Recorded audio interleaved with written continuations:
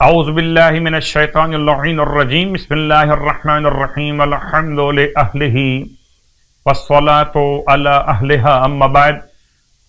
ماہ شعبان المعظم کی برکتوں کے ساتھ، رحمتوں کے بیان کے ساتھ آپ کی خدمت میں فضائل اور اعمال کا سلسلہ۔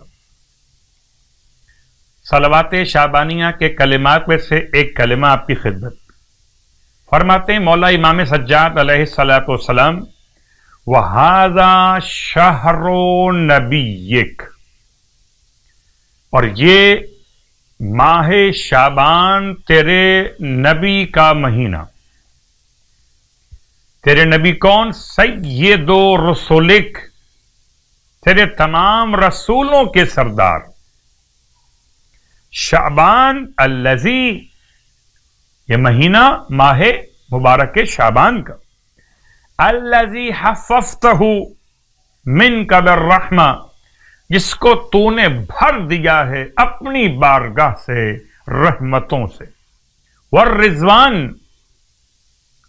رحمت سے بھی بھر دیا اور اپنی رضا سے بھی بھر دیا۔ الذی کان رسول اللہ صلی اللہ علیہ وآلہ وسلم یدعب فی صیامہ وقیامہ فی لیالیہ وایام بخوء لک فی اکرامہ واعظامہ۔ اس پورے مہینے میں تیرے حبیب مسلسل قیام اور صیام کو انجام دیا کرتے تھے ان کے احترام میں۔ ماہ مبارک شعبان میں ہر رات کی نماز کا ثواب آپ کی خدمت مقدس میں۔ 17ویں شب ماہ شعبان معظم کی 2 رکعت نماز اللہ کے حبیب صلی اللہ علیہ وآلہ وسلم نے تعلیم فرمائی کہ جو شخص بھی ماہ شب ہفدہم یہ 17ویں ماہ شعبان کی شب میں 2 رکعت نماز پڑھے، اس طرح کہ ہر رکعت میں الحمد کے بعد سورہ اخلاص کو پڑھے 71 مرتبہ 71 ٹائم، اور بعض روایات میں 70 مرتبہ استعمال ہوا، تو آپ اگر 71 بار پڑھ لیتے ہیں تو دونوں روایتیں اس میں شامل ہو جاتی ہیں۔ تو 2 رکعت نماز پڑھنا ہے کہ ہر رکعت میں الحمد کے بعد 71 مرتبہ سورہ اخلاص کی تلاوت۔ نماز تمام کرنے کے بعد 70 مرتبہ استغفار پڑھنا، استغفر اللہ ربی واتوب الیہ۔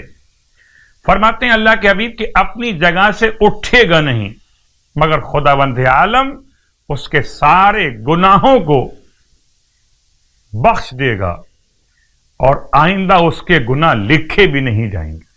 سبحان اللہ، یعنی خدا اسے اپنی رحمت سے برائیوں سے اتنا دور رکھے گا کہ نہ گناہ کرے گا نہ لکھے جائیں گے۔